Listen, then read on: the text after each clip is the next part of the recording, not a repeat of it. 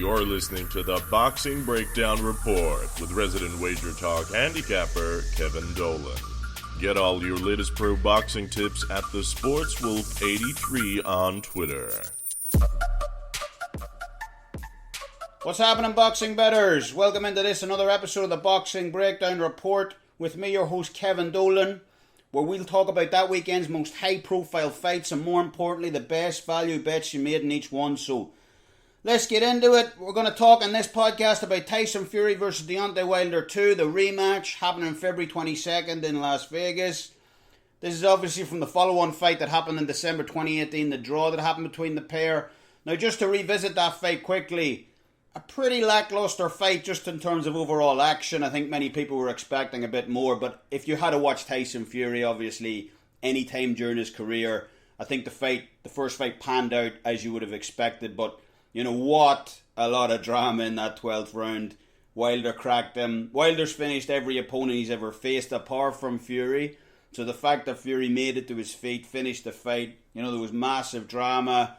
No matter what way you've seen, whether it was a long count, whether Fury got robbed on the cards, you know, there was a lot of talking points from that first fight. So it's good to see both men jumping back in with each other once again, kind of settle the score. There's been trilogy talk, obviously, but before we get to that, obviously, you know, this is the main fight. This is the fight that's going to decide, you know, kind of who was right the first time around. So again, just to revisit the first fight quickly, we had a 5% play on that. I think it was only our second or third month at Wager Talk, and we really liked Fury in that fight. I thought it was a great spot. 5%, we were getting Fury as an underdog, slight underdog in that fight. I always felt that Fury is by far, and I feel it in this fight too, that he's by far the more technically savvy, the more technically gifted of the two. But there's definitely some things that have changed my mind in between that first fight and this second fight. Let's talk about the odds briefly. In the first fight, Tyson Fury was the slight underdog. In this one, he's the slight favourite. Tyson Fury's coming in at minus 120. Deontay Wilder coming back the other side at a plus 110. For those who don't know, Tyson Fury's the slightly younger man. He's got the slightly longer reach, and he's the slightly taller man.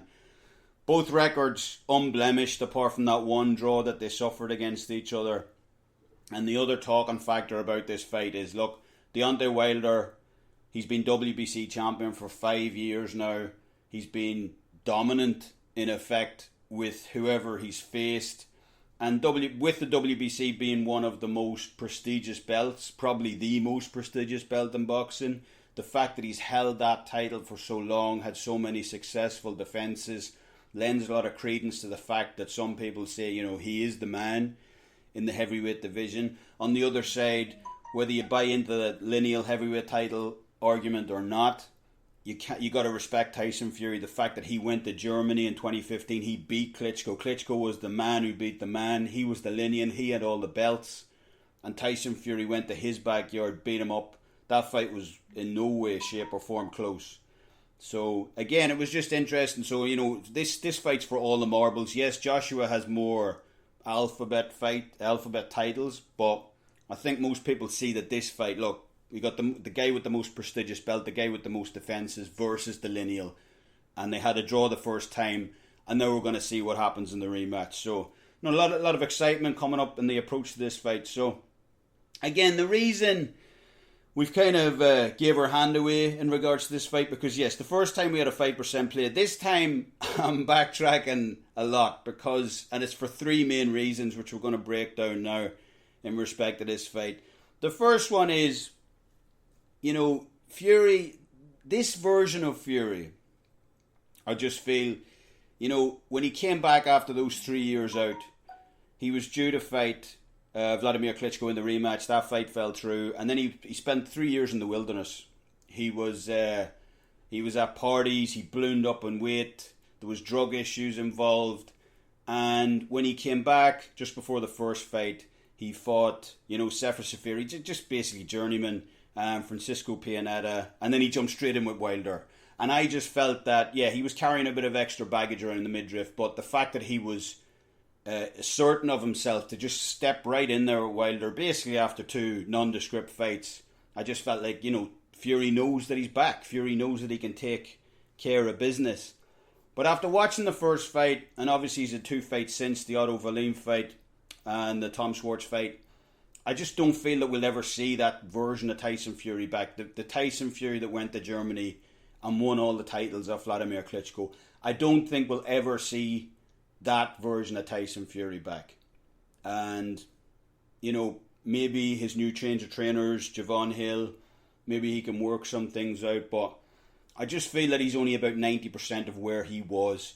I don't think this fight is competitive if that version of Fury. So when I made the 5% play in the first one, and look, all things aside, I felt, generally, for me and the clients who bought that play, I think we got jobbed in that fight. I had Fury up by a couple of rounds in that fight. I didn't feel it was a draw.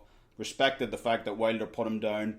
Even respect the fact that, look, might have been a bit of a long count. Maybe the referee started the count a bit late. I didn't feel that way. Again, Tyson Fury got up off the canvas, felt he actually won the rest of the round. So, again, I felt like that 5% should have definitely went our way. But, it got ruled a draw. But just in terms of that, he's just a little bit slower. I don't think his timing ever came particularly back.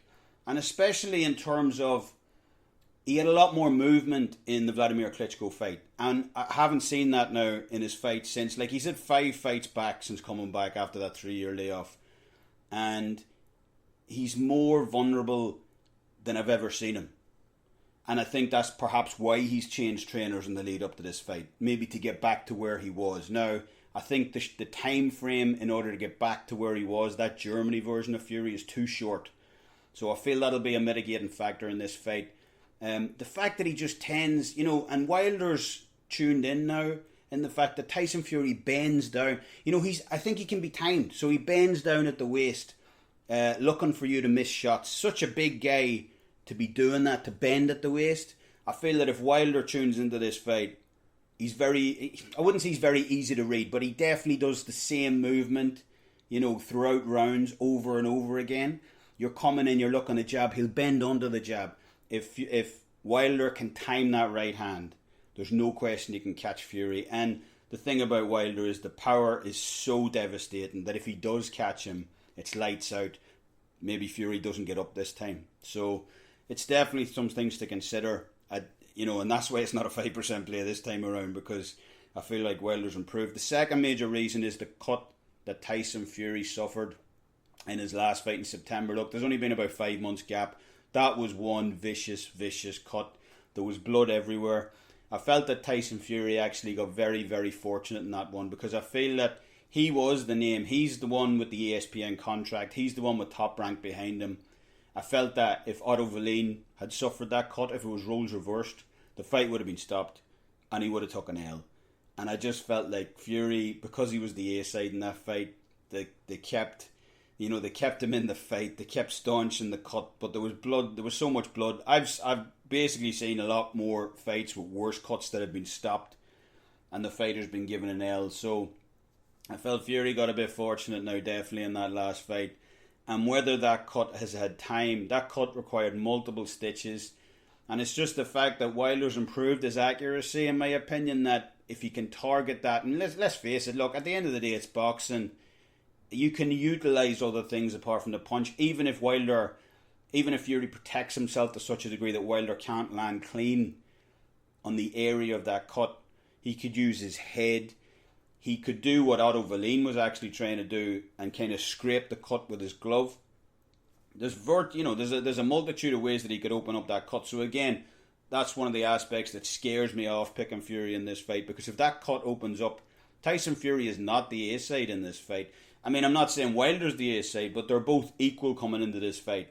So he won't get the benefit of the doubt as he did against Otto Wallin. He's not the big time boxer versus the up and comer. This is 2 big time guys. If he gets that same cut, the fight's going to be stopped. Wilder's going to get his hand raised. That's the second point about it. The third one is, and this is the most important factor for me, why I just can't back Tyson Fury in this fight, is the fact that, Deontay Wilder, I've been on Wilder's case for a long time. I think he's very technically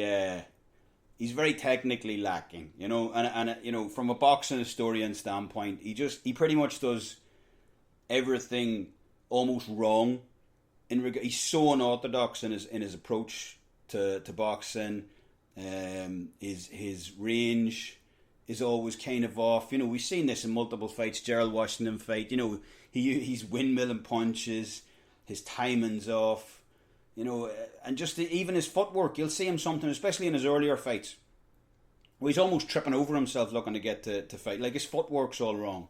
So you look at all these and, I would always say, like, oh, Wilder, he's got severe problems. I don't know if he can make it to the top level of the sport. And even when he was making all those successful defences, look, Wilder won the title of probably the worst WBC champion in the history of WBC champions. Bermane Stiverne was so bad that, even when he won the title, I was still yet to be convinced on Wilder's pedigree as a champion in terms of his skills. But what Wilder has done, and this is the reason that, again, I feel like Wilder is very, very dangerous in this fight, because, look, 5 years ago, Wilder won the title on points. Now, that's unheard of right now, because Wilder's just known as the knockout guy. But back in 2015, people were saying, look, he was banging guys out. Audley, Harrison, Malik Scott, he was just banging these guys out round 1, round 2. He actually went the distance, as we said, with Bermane Stiverne. The reason for that was, he said, which again makes sense because Bermane Stiverne didn't, he lasted less than a round in their rematch. He said he could have got him out of there early, but people were giving him such, pundits and critics, again, and I would fit that bill as well, where people were saying, I don't have boxing skills. So he said, I wanted to prove to everybody that I can box. I can box off the back foot. I can box off the jab. I can use my range, use my length to dominate an opponent. I don't necessarily have to knock them out. Now, he did that in the first fight. But again, where the criticism comes in is Bermane Stiverne was so slow. He was unable to cut the ring off. He was plodding after him. So even when Wilder, to his mind, looked impressive boxing off the back foot, again, there was a reasonable doubt to go, look, critics-wise, did you? You still only beat Bermane Stiverne. So he's wanted to prove for so long to critics, to fans, to the boxing community as a whole, like I want to prove I'm a boxer. And I've never been convinced. But the scary thing about this, and the third point about this fight that puts me off Tyson Fury taking him in the rematch, is the maturity level that I've seen from Deontay Wilder over the last 18 months. Deontay Wilder's reached a stage now, he's 34 years of age. He's reached the stage in his career where before he was trying to prove that I can box with these guys. I'm not just a one-punch KO artist. I can go out there and I can box with the best. And he's reached a level of maturity now that is scary, where he doesn't feel the need to prove anything now. We've seen that in the press conference a couple of weeks ago, where he's just sitting there smiling. He knows, Fury's doing a bit of talk. And actually one of the most subdued we've seen Tyson Fury. Wilder's like a predator in there now. And he has been for the last 18 months, where the onus isn't, he's thinking in his head, the onus isn't on me now to prove that I can box. The onus is on you. You know that I have this right hand. And the onus is on you, can you stay with me for 12 rounds? And so like he's accepted the criticism of maybe I've only got one right hand, but if I land this, it's game over. So he's not even trying to box now, and there was no more proof of that in the last fight against Luis Ortiz, where I have never seen a fighter do as little as Deontay Wilder did in that fight. Round 1, round 2, round 3, round 4. Every round went past, he didn't do anything. He was standing there just trying to avoid shots, but he kept smiling. Luis Ortiz was banking round after round after round after round. Again, Wilder was doing nothing. Round 5, round 6, and then bang. It's lights out. And the other fact about it is, because Luis Ortiz is a master boxer, there'd be very little separating, for instance, Tyson Fury and Luis Ortiz in terms of actual boxing skill.